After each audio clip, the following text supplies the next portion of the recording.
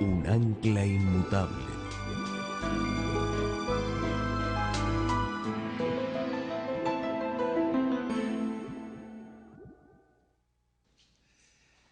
Antes de comenzar nuestro estudio esta noche, temed a Dios. Queremos pedir la compañía del Señor. Nunca debemos abrir la palabra de Dios sin oración. Así que les pido que juntamente conmigo inclinen sus rostros y vamos a pedir que Dios nos bendiga en el estudio. Padre Celestial, te damos gracias por el privilegio de encontrarnos en este lugar para honrar y glorificar tu nombre y para escuchar tu voz en el estudio de tu santa palabra. Pedimos, Señor, que esa palabra no regrese a ti vacía, sino que cumpla el propósito por el cual la enviaste. Te damos gracias, Señor, por escuchar nuestra oración, pues te lo pedimos en el precioso nombre de Jesucristo, tu Hijo. Amén. En esta noche voy a empezar leyendo en Apocalipsis el capítulo 14 y el versículo 6 y también el versículo 7. El mensaje del primer ángel. Vi volar por en medio del cielo a otro ángel que tenía el evangelio eterno para predicarlo a los moradores de la tierra y a toda nación, tribu, lengua y pueblo, diciendo a gran voz: temed a Dios y dadle gloria, porque la hora de su juicio ha llegado. Y adorad a aquel que hizo el cielo y la tierra, el mar y las fuentes de las aguas. Ahora, muchas veces cuando se estudian los mensajes de los tres ángeles, se enfatiza el hecho de que los tres ángeles presentan el evangelio eterno, pero no se subraya lo que viene después del evangelio eterno, como consecuencia del evangelio eterno. Apocalipsis 14:6 nos dice que el primer ángel predica el evangelio eterno. Eso lo estudiamos en nuestro tema de ayer en la mañana. Es la idea de que Cristo bebió la copa de la ira de Dios que debemos beber nosotros. Él pagó el precio de su sangre. Murió en nuestro lugar para que nosotros no tengamos que morir, para que podamos recibir perdón. Y muchos terminan allí y creen que el evangelio significa sencillamente que cuando yo recibo a Cristo, cuando acepto a Cristo, Cristo me perdona mis pecados. Y ciertamente eso es el evangelio, pero hay más. Porque el mensaje del primer ángel, después de hablar del evangelio eterno, después de decir que se predica el evangelio eterno a toda nación, tribu, lengua y pueblo, ese mismo ángel ahora manda a hacer tres cosas. Y esas tres cosas se encuentran en el versículo 7. Y en el idioma griego las palabras están en imperativo, es decir, son mandatos de Dios. En primer lugar dice: temed a Dios. En segundo lugar dice: dadle gloria. Y en tercer lugar dice: adorad a aquel que hizo el cielo y la tierra y el mar y las fuentes de las aguas. Es decir, que los que reciben y aceptan el evangelio van a responder de cierta forma. Los que realmente aman a Jesús, porque Jesús pagó el precio por ellos, bebió la copa por ellos, ahora ellos van a escuchar los mandatos de Dios y van a temer a Dios, le van a dar gloria y van a adorarlo como su creador.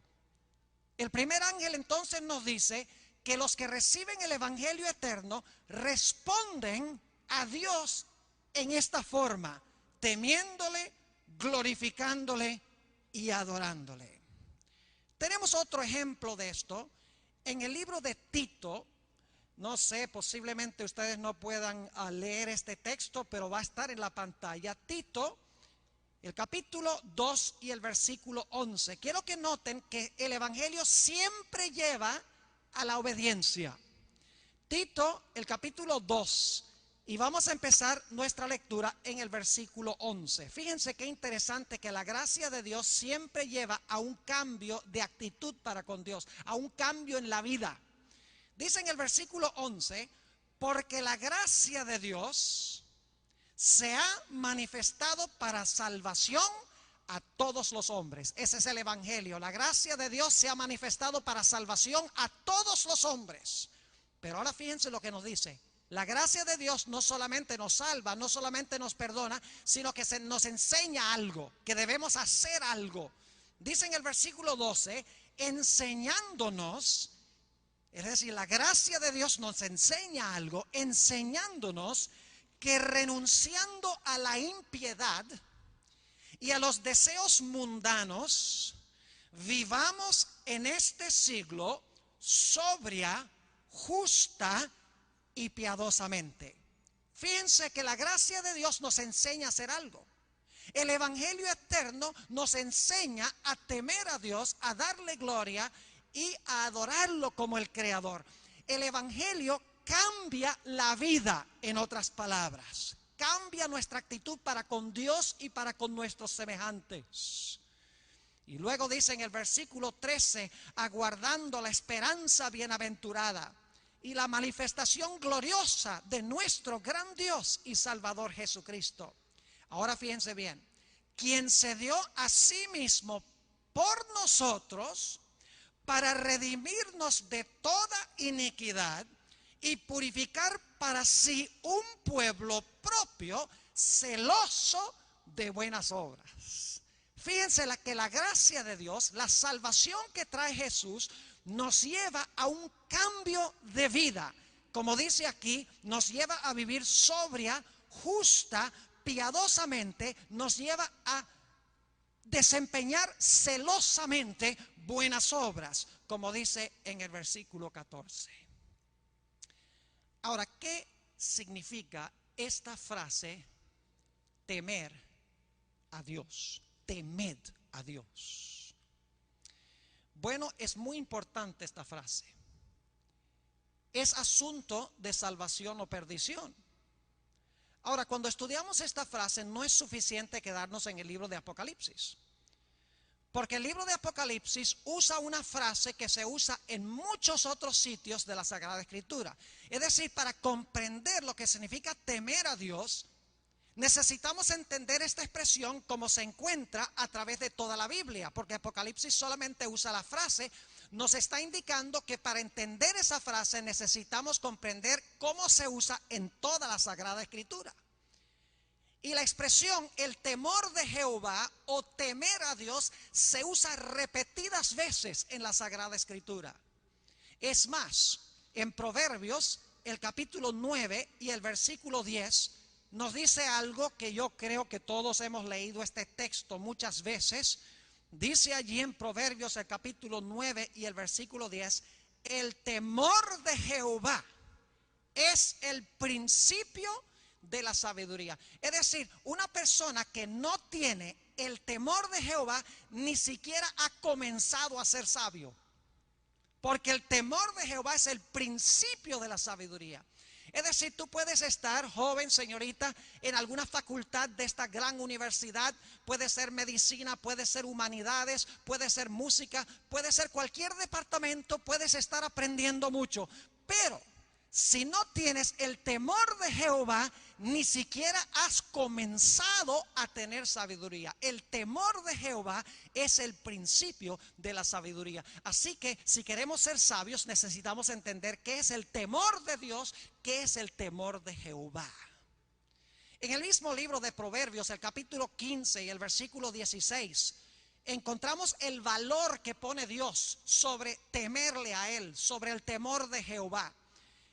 El capítulo 15 y el versículo 16 de Proverbios dice: mejor es lo poco con el temor de Jehová que el gran tesoro donde hay turbación. Es decir, puede haber una persona que tiene todo el dinero, que tiene grandes riquezas, millones, y según la Biblia no tiene nada. porque es mejor tener poco y el temor de Jehová que tener gran tesoro donde hay turbación, es decir, donde no hay el temor de Jehová. Ahora, para entender qué es el temor de Jehová, necesitamos comprender primero quién es Dios y quiénes somos nosotros. No podemos entender esta frase, temed a Dios. No podemos entender qué quiere decir Dios cuando declara temed a Dios, al menos que entendamos quién es Dios y quiénes somos nosotros. Vayan conmigo a Isaías el capítulo 45 y el versículo 8 y 9. Yo me imagino que los que están escuchando por radio y aquellos que ven por televisión están buscando los textos. Espero por lo menos que los estén buscando. Isaías 45 y el versículo 8 y el versículo 9. Dice: rociad cielos de arriba y las nubes destilen la justicia. Ábrase la tierra y produzcanse la salvación y la justicia. Háganse brotar juntamente. Yo, Jehová, lo he creado. ¿Quién es Jehová? Según dice este versículo, Jehová es el creador, el gran creador. Existió antes que nosotros, es eterno, es todopoderoso, es inmortal. ¿Y quiénes somos nosotros? Noten el versículo 9. Ay del que pleitea con su hacedor, el tiesto con los tiestos de la tierra. Dirá el barro al que lo labra, ¿qué haces? Fíjense el contraste en esos dos versículos. Dios es el gran Dios creador, es inmortal, es eterno, es omnipotente, es omnisciente. Y según este pasaje, nosotros somos barro, somos tiestos, somos lodo, porque somos obra de las manos de Dios. Dios es el creador, nosotros somos criaturas. Y por esa razón nosotros, como barro de las manos de Dios, le debemos a Dios el temor debido a su nombre. Noten también lo que dice el Salmo 9 y el versículo 20. Salmo 9 y el versículo 20. También hablando del hombre, de la situación del hombre. Dice allí lo siguiente, Salmo 9 y el versículo 20. Está orando aquí el salmista y dice: pon, oh Jehová, temor en ellos. Conozcan las naciones que no son sino hombres. Lo que Dios está diciendo es que todos los dirigentes de las naciones, los gobernantes de las naciones, tienen que reconocer que ellos no son Dios, que ellos son meros hombres. Es decir, pon en ellos temor de Dios, pon ellos en temor de Jehová para que reconozcan que son meros hombres, que son criaturas. Pero ¿qué es el temor de Jehová? El temor de Jehová tiene que ver con el Dios gran creador, sus criaturas que le deben homenaje. Pero ¿qué significa homenajear a Dios? ¿Qué significa más específicamente temer a Dios? Porque Él es el gran creador y nosotros somos solamente barro o tiesto. Significa temer a Dios que debemos tenerle miedo, que debemos tenerle terror, que debemos temblar delante de su presencia, teniendo miedo de que Dios posiblemente nos vaya a destruir. Eso no es lo que significa en la Biblia la expresión el temor de Jehová o temer a Dios. Fíjense lo que dice en Levítico el capítulo 19 y el versículo 3. Levítico 19:3 usa la misma palabra temor en un contexto un poquito diferente. Está hablando de la actitud que debemos tener para con nuestros padres. Dice: cada uno temerá a su padre y a su madre. Y mis días de reposo guardaréis, yo Jehová vuestro Dios. Dice en este texto que nosotros debemos temer a nuestro padre y nuestra madre. No significa esto que debemos nosotros tenerle miedo a nuestros padres. No significa que debemos temblar en la presencia de nuestros padres. No significa que debemos tenerles miedo, sino que lo que significa es que debemos tenerle un profundo respeto a nuestros padres. Debemos tener reverencia para con nuestros padres. Debemos venerar a nuestros padres, porque en cierto sentido ellos son nuestros creadores. Ahora yo sé que eso no es cierto en el sentido absoluto, pero nosotros vinimos de nuestros padres como vinimos de Dios. Y por lo tanto la Biblia dice que debemos temer a nuestro padre y a nuestra madre. Y así como tememos y respetamos y veneramos y reverenciamos a nuestros padres, debemos hacer lo mismo con nuestro Padre Celestial. Ahora, en la Sagrada Escritura se encuentran varias referencias, como les mencioné, sobre el temor de Jehová.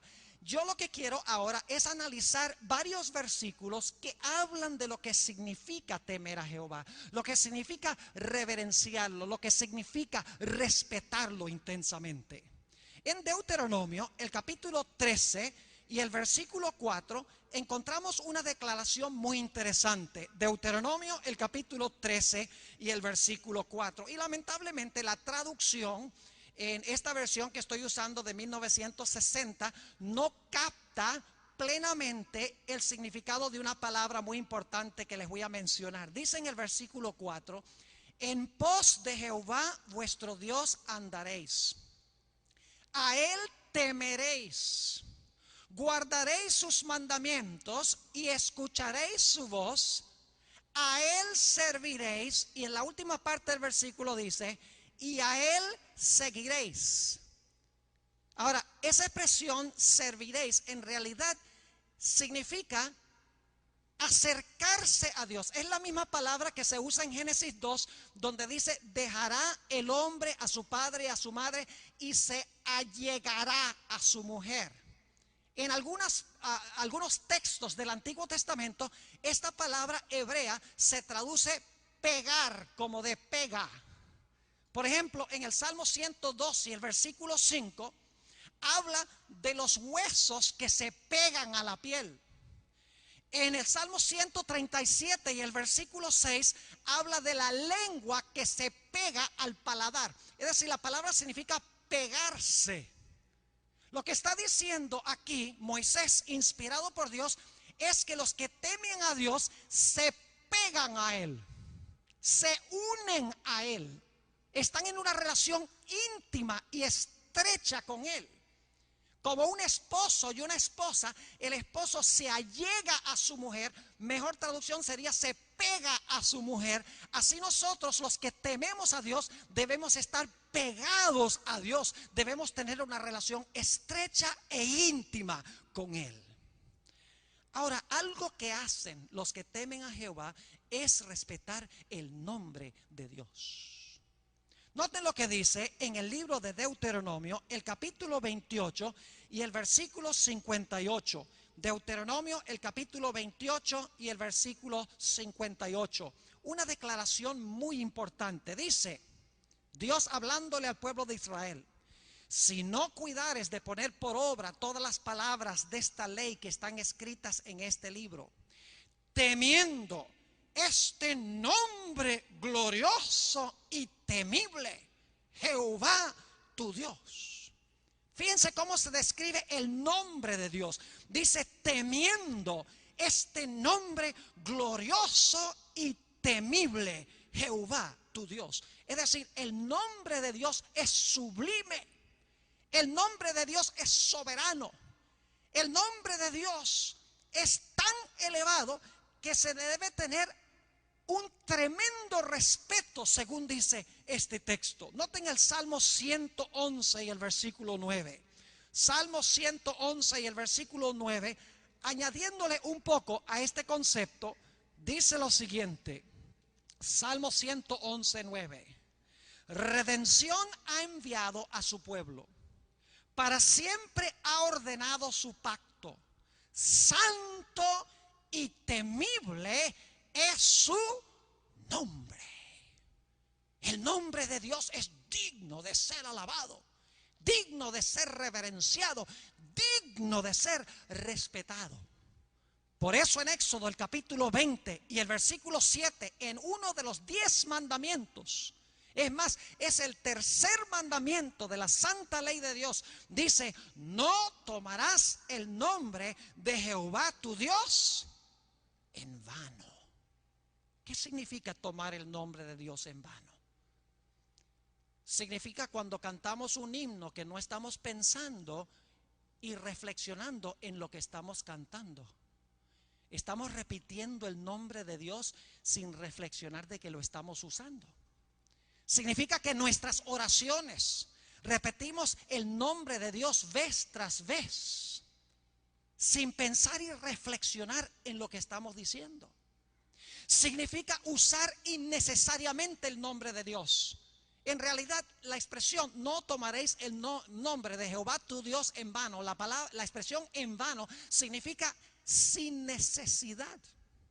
Es decir, debemos usar limitadamente y cuidadosamente el nombre de Jehová, porque es un nombre santo, es un nombre temible.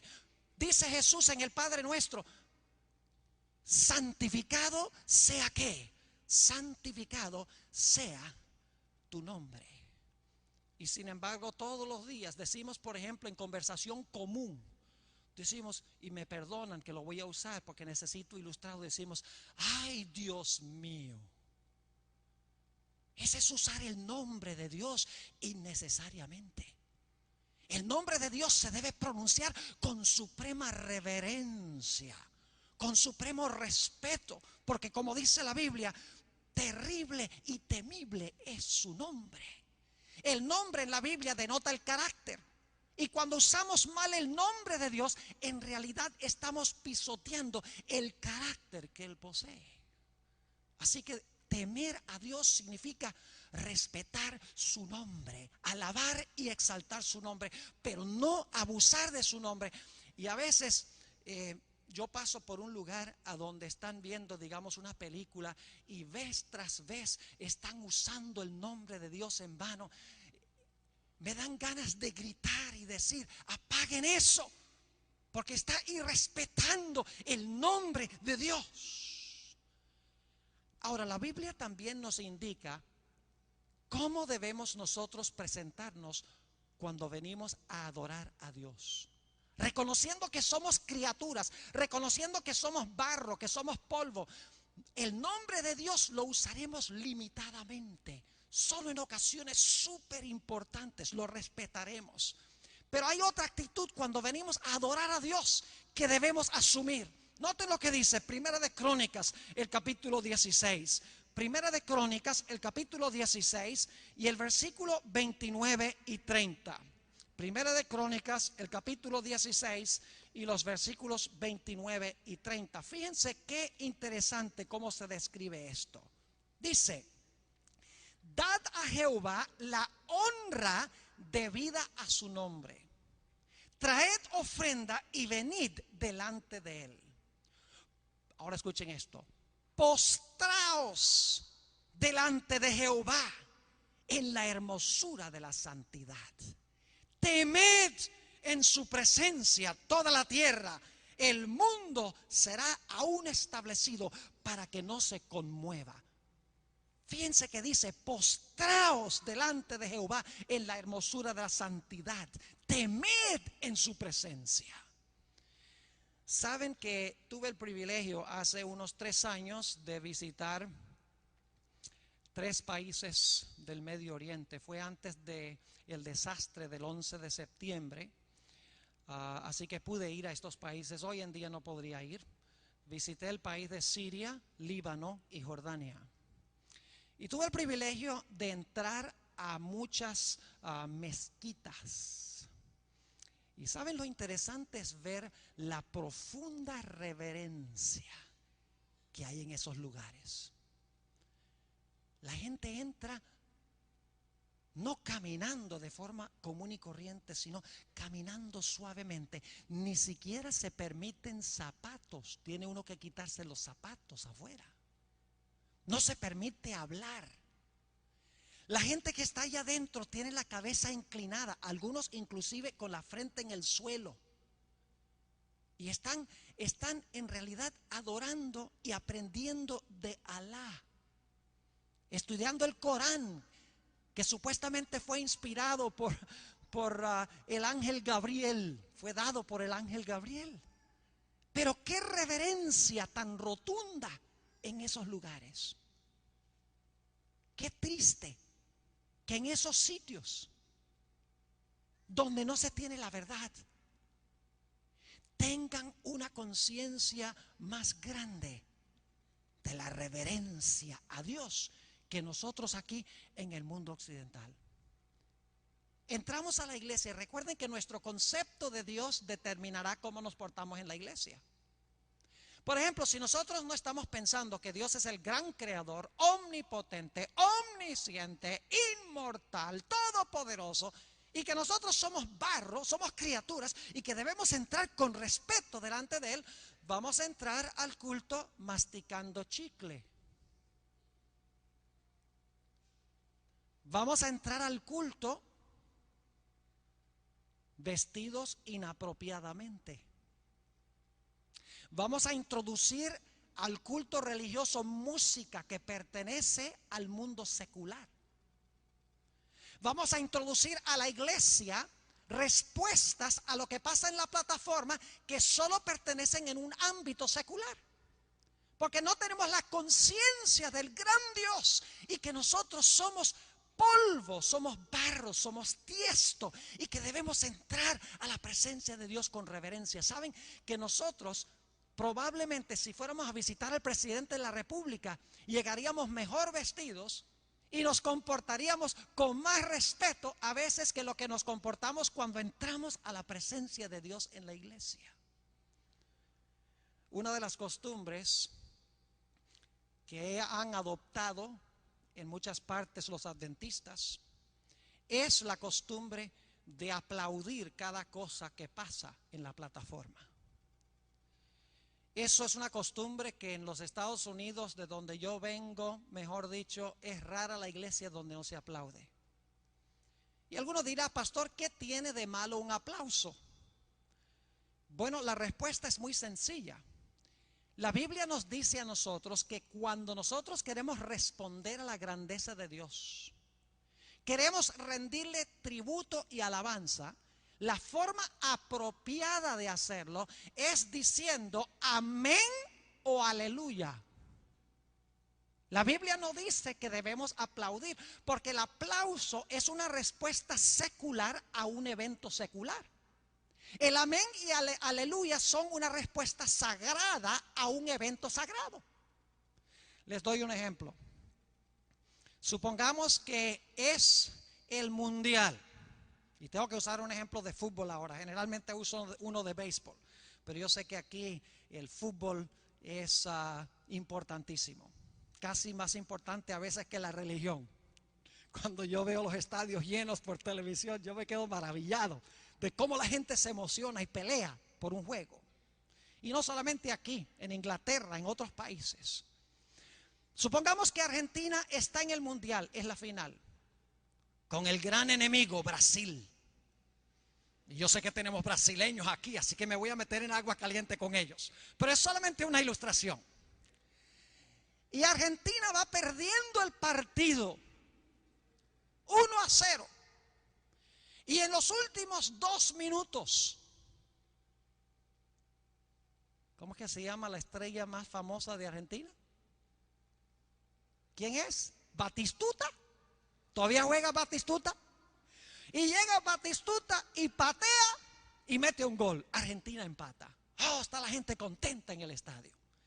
Pero luego, faltando 30 segundos, maravilla de maravillas, llega Batistuta, se melea a los otros jugadores, mete el gol y ahora Argentina está ganando 2-1. Y toda la gente que está en el estadio dice amén, aleluya. ¿Sí? La gente dice amén, aleluya. No, ¿qué hace? Se paran, saltan, aplauden. Porque el aplauso es una respuesta secular a un evento secular. Y dicho sea de paso, saben que hay 2 sonidos, 2 ruidos que le gustan a los pastores. Número 1, a los pastores les gusta escuchar las páginas de la Biblia volteando, que están buscando los textos.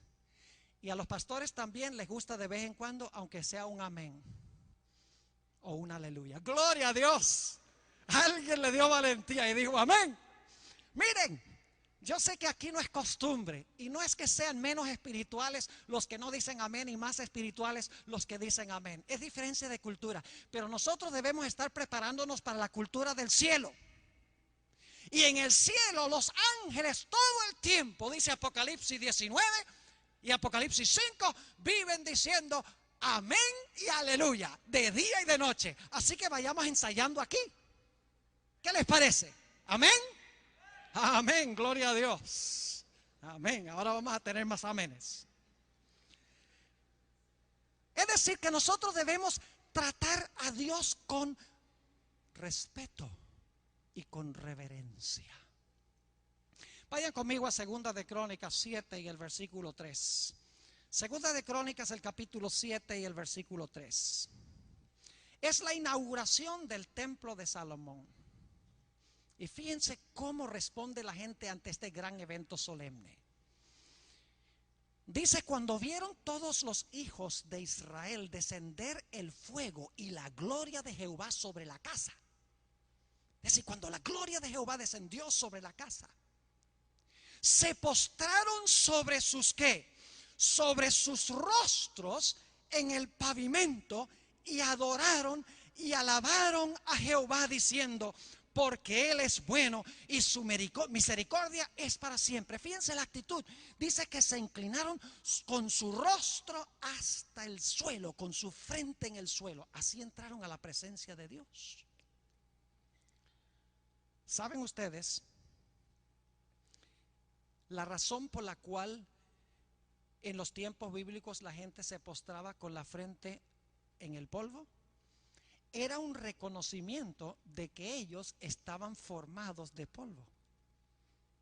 Es más, fíjense qué interesante, nuestra palabra humildad viene del latín humus. ¿Y qué es humus? Humus es tierra, polvo.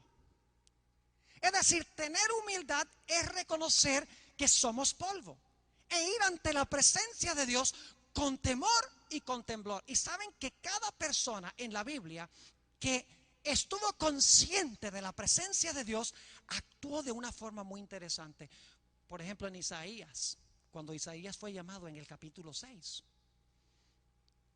cuando Isaías vio el templo celestial donde estaba sentado Dios y la gloria llenaba el templo, y dice que los que cantaban santo, santo, santo, y se estremecían los pilares del templo por las voces que cantaban allí. Isaías inmediatamente dijo, estoy deshecho.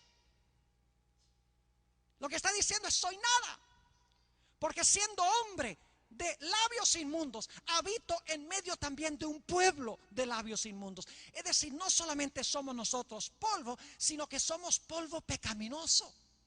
Y los profetas, cuando entraron a la presencia de Dios, sabían que debían entrar con temor y con temblor. Lo mismo Moisés, cuando se encontró con Dios en la zarza ardiente, según Éxodo 3 y el versículo 5 y 6, dice que Moisés entonces se cubrió el rostro porque tenía temor de mirar a Dios, porque sabía que estaba en su presencia.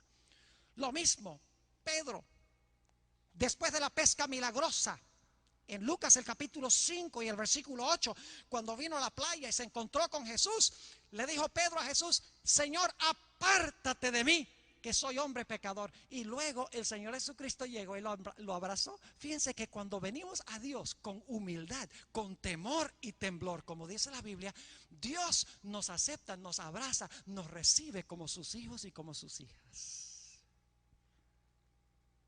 ¿Saben ustedes que en la Biblia dice que una persona que tiene temor de Dios tiene también gozo en su vida? Es decir, el temor de Dios no es tener miedo, porque uno no puede tener gozo y tener miedo. Nota lo que dice el Salmo 2 y el versículo 11. Salmo 2 y el versículo 11.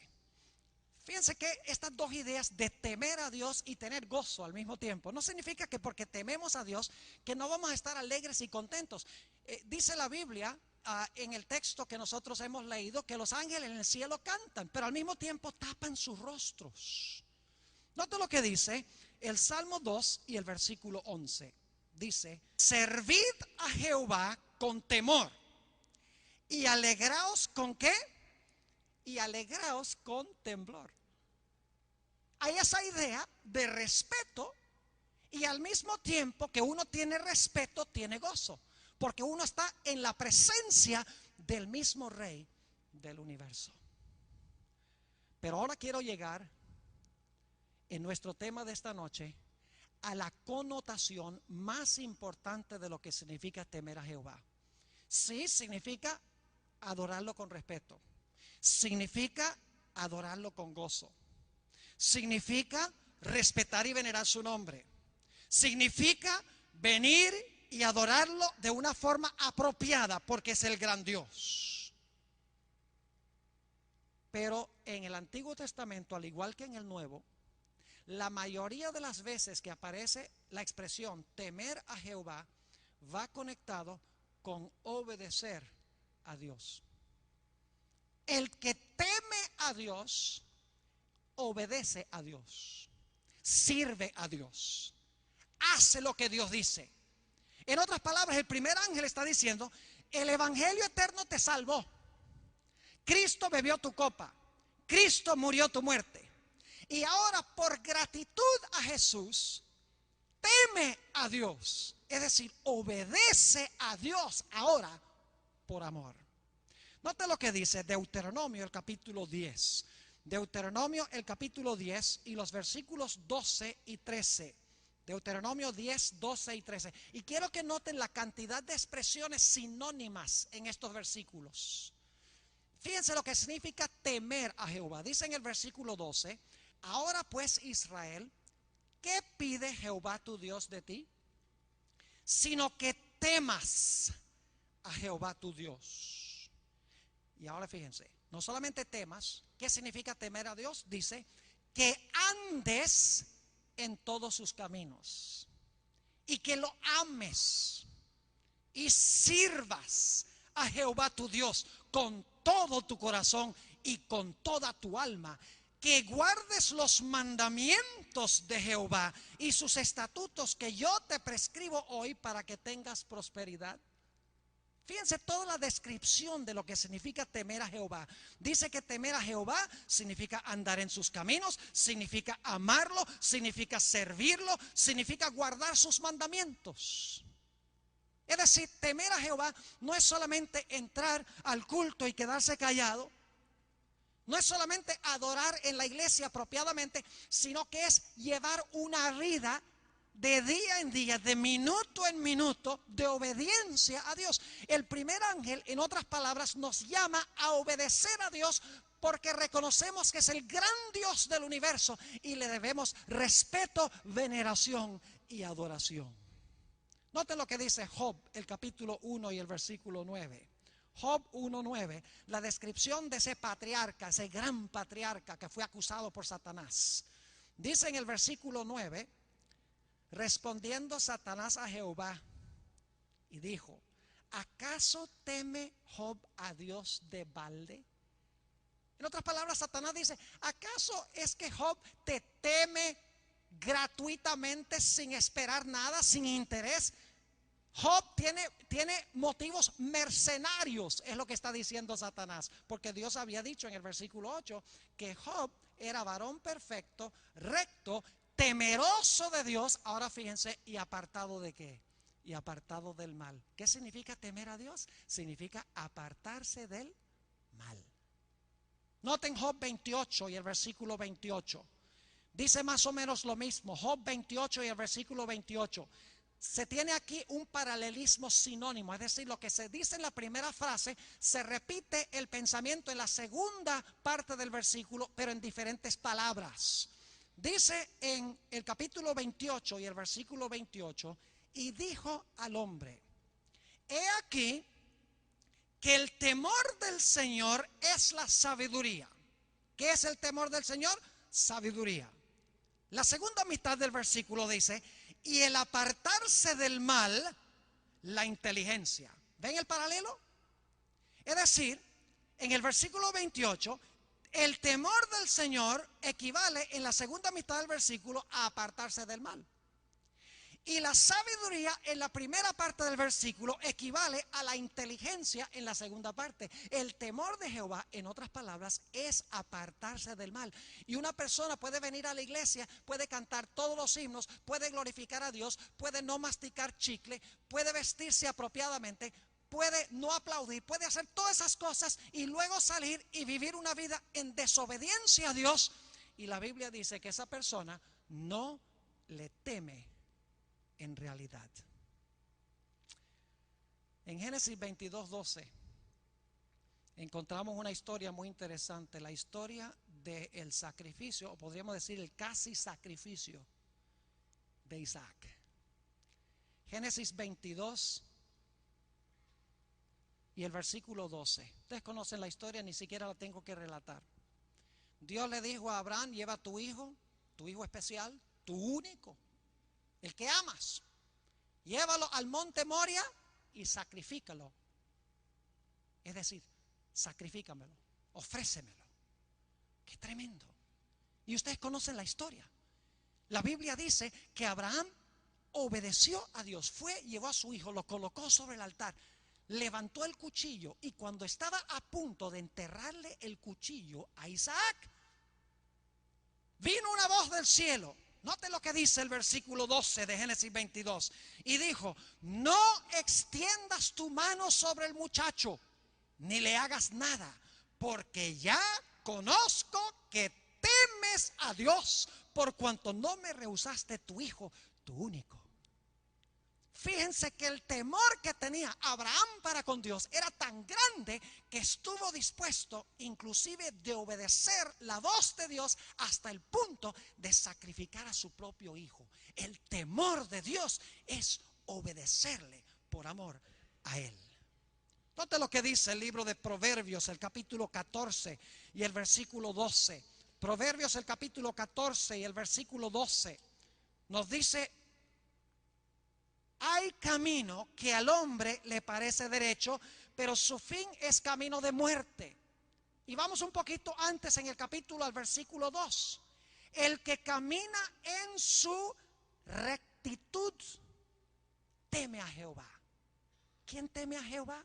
¿Quién teme a Dios? El que camina en su rectitud. Mas el de caminos pervertidos lo menosprecia. Nuevamente se enfatiza que temer a Jehová significa apartarse del mal. Significa estar dispuesto de obedecer a Dios aún hasta lo máximo, como en el caso de Abraham. Significa, según dice aquí, caminar en rectitud delante de Dios. ¿Saben ustedes que Abraham tuvo que aprender lo que significaba temer a Dios? Si ustedes leen en el libro de Génesis, el capítulo 20, el padre de la fe, a veces le faltaba la fe. ¿Recuerdan una vez cuando fue a la ciudad de Gerar? Se encontró con el rey de Gerar, se llamaba Abimelech. Y Abraham dice: bueno, yo tengo que decirle a Abimelech que Sara es mi hermana, porque si le digo que es mi esposa, me mata para tomarla para sí. Qué falta de fe. Así que le dijo a Abimelech: puedes tomar a Sara, porque Sara es mi hermana. Lo que no le dijo es que era la esposa. ¿Saben por qué razón es que Abraham hizo eso? Noten lo que dice Génesis, el capítulo 20, lo explica. Génesis, el capítulo 20 y el versículo 11. Génesis, el capítulo 20 y el versículo 11. ¿Por qué Abraham pensó que tenía que decir esa mentira? Dice allí, en Génesis, el capítulo 20 y el versículo 11, y Abraham respondió: porque dije para mí, ciertamente no hay ¿qué? Ciertamente no hay temor de Dios en este lugar, y me matarán por causa de mi mujer. ¿Qué significaba que no había temor de Dios? Significaba que los que estaban ahí lo podían matar. Es decir, si hubieran sido temerosos de Dios, Abraham no hubiera temido de que lo iban a matar, porque todos obedecerían el mandamiento que dice: no matarás. Pero porque en ese lugar no temían a Dios, no obedecían a Dios, no iban a pensar dos veces en matar a Abraham. Romanos, el capítulo 3 nos da una lista larga de pecados que caracterizan al mundo. Romanos el capítulo 3, y voy a leer rápidamente, empezando en el versículo 10. Ustedes me van a decir si esto describe en verdad la situación y la condición de la raza humana. Romanos el capítulo 3 y empezando en el versículo 10. Y quiero especialmente subrayar el versículo 18. Dice en el versículo 10, como está escrito, no hay justo ni aún uno. No hay quien entienda. No hay quien busque a Dios. Todos se desviaron, a una se hicieron inútiles. No hay quien haga lo bueno, no hay ni siquiera uno. Sepulcro abierto es su garganta, hablando de los impíos. Sepulcro abierto es su garganta, con su lengua engañan. Veneno de áspides hay debajo de sus labios. Su boca está llena de maldición y de amargura. Sus pies se apresuran para derramar sangre. Quebranto y desventura hay en sus caminos. Y no conocieron camino de paz. Y ahora noten el versículo 18. No hay temor de Dios delante de sus ojos. ¿Qué es lo que significa que no hay temor de Dios delante de sus ojos? Que viven las vidas que leímos en los versículos anteriores. Viven una vida llena de mal, una vida en desobediencia de la santa ley de Dios. Eso es lo que significa no tener temor de Dios. Tener temor de Dios significa vivir una vida de santidad. Porque Jesús murió por nosotros, porque bebió la copa de la ira de su Padre, porque Jesús ofreció su vida como pago por nuestros pecados. Debemos decirle a Jesús: ay, Señor Jesús, qué maravilloso eres tú. No solamente eres mi creador, sino que eres mi redentor. Ahora, ¿qué puedo hacer yo en respuesta de amor por lo que tú has hecho por mí?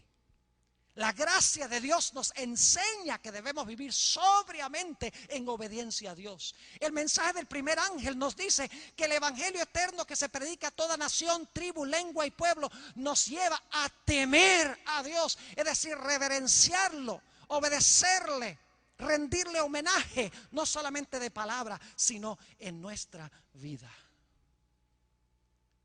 Vamos a terminar leyendo 2 o 3 textos.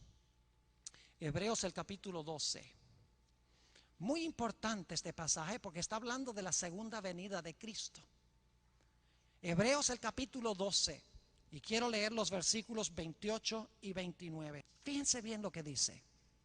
Así que, recibiendo nosotros un reino inconmovible, tengamos gratitud y mediante ella sirvamos a Dios, fíjense, sirvamos a Dios agradándole con temor y reverencia. ¿Qué debemos hacer? Dice que debemos servir a Dios agradándole con temor y reverencia. Es decir, debemos temer a Dios. Y luego dice en el versículo 29, que es el versículo central que vamos a estudiar en ese tema, porque nuestro Dios es fuego consumidor. ¿Tiene algo eso que ver con el mensaje del tercer ángel? Claro que sí. Fíjense que el versículo 28 habla de servir a Dios agradándole con temor y reverencia, y luego dice porque Jehová es fuego consumidor. El mensaje del primer ángel dice temed a Dios y darle gloria, y el mensaje del tercer ángel habla del fuego consumidor. En otras palabras, si no respondemos al mensaje del primer ángel, me da temor decirlo, tendremos que sufrir el castigo que menciona el tercer ángel. Por eso este ángel proclama en alta voz para que aprendamos a temer a Dios. ¿Qué significa temerle? ¿Qué significa darle gloria? ¿Y qué significa adorarle de verdad? Vayan conmigo a 2 de Corintios el capítulo 7. 2 de Corintios el capítulo 7. Y quiero leer el versículo 1. 2 de Corintios el capítulo 7 y el versículo 1. Y el contexto de este versículo es que Dios ha dicho en el capítulo 6, los últimos 2 versículos, ha dicho: por lo cual salid de en medio de ellos y apartaos, dice el Señor, y no toquéis lo inmundo, y yo os recibiré. Es decir, apártate del mundo, dice aquí, Y seré para vosotros por padre, y vosotros me seréis hijos e hijas, dice el Señor Todopoderoso. Una promesa linda de Dios. Dios dice: apártate de lo inmundo y serás mi hijo, serás mi hija. Y luego en el capítulo 7 dice el apóstol Pablo: así que, amados, puesto que tenemos tales promesas, es decir, la promesa de ser hijos e hijas de Dios, la promesa de que Dios nos va a recibir para ser sus hijos e hijas. Así que, amados, puesto que tenemos tales promesas, limpiémonos de toda contaminación de carne y de espíritu, es decir, física y mentalmente, perfeccionando la santidad en el temor de Dios. La santidad en el temor de Dios. Temer a Dios significa desarrollar una vida de santidad, limpiándonos, dice el apóstol San Pablo. Y en Hebreos 12:14, que no lo tenemos en la pantalla, dice allí que nosotros debemos servir a Dios en paz.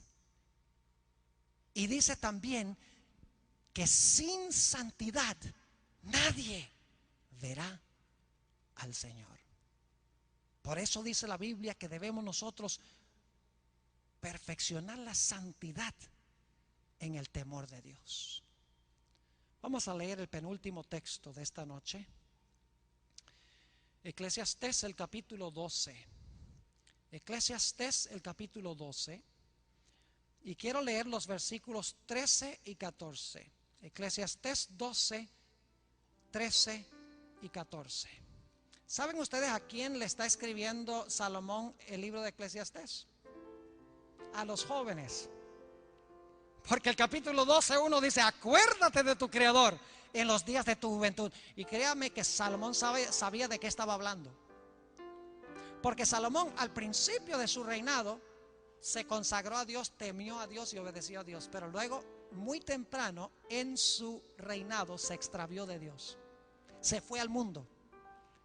Ojalá tuviera tiempo de predicarles todo el sermón sobre la vida de Salomón.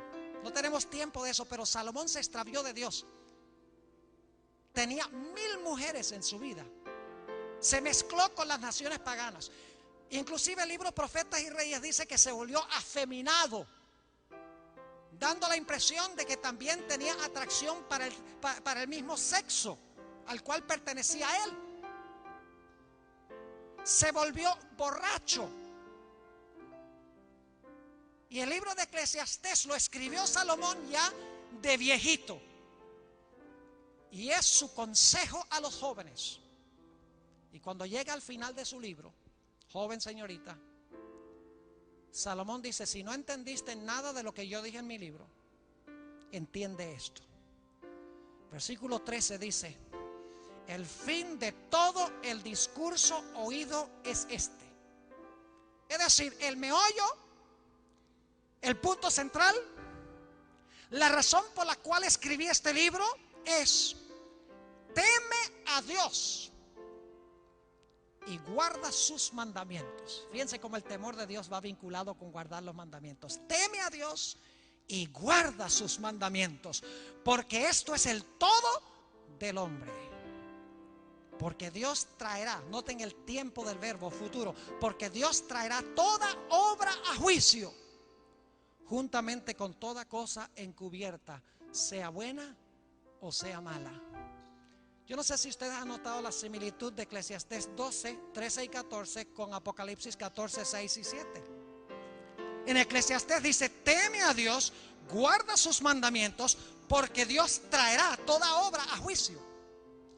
En Apocalipsis 14, 7 dice: teme a Dios, dale gloria, porque la hora de su juicio ha llegado. Es decir, lo que Salomón vio como futuro y que debían los jóvenes temer a Dios y guardar sus mandamientos, porque en el futuro Dios iba a traer sus obras a juicio. Ahora en Apocalipsis dice: teme a Dios y dale gloria, no porque el juicio vendrá, sino porque la hora de su juicio ha llegado. Ahora estamos en el juicio, como vamos a estudiar en esta semana. Por eso debemos nosotros, en el marco del juicio, temer a Dios, apegarnos a Dios, darle gloria a Dios.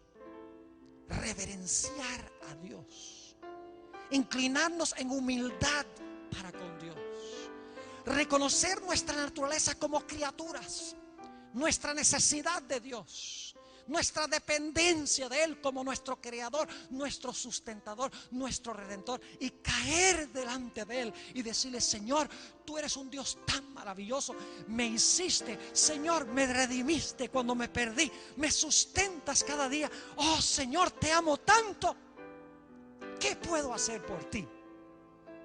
Y Dios dice: témeme, adórame. Si me amas, guarda mis mandamientos. Yo quiero preguntar en esta noche: ¿cuántos de los presentes quieren pedirle a Dios de que Dios siembre en sus corazones el temor de Dios?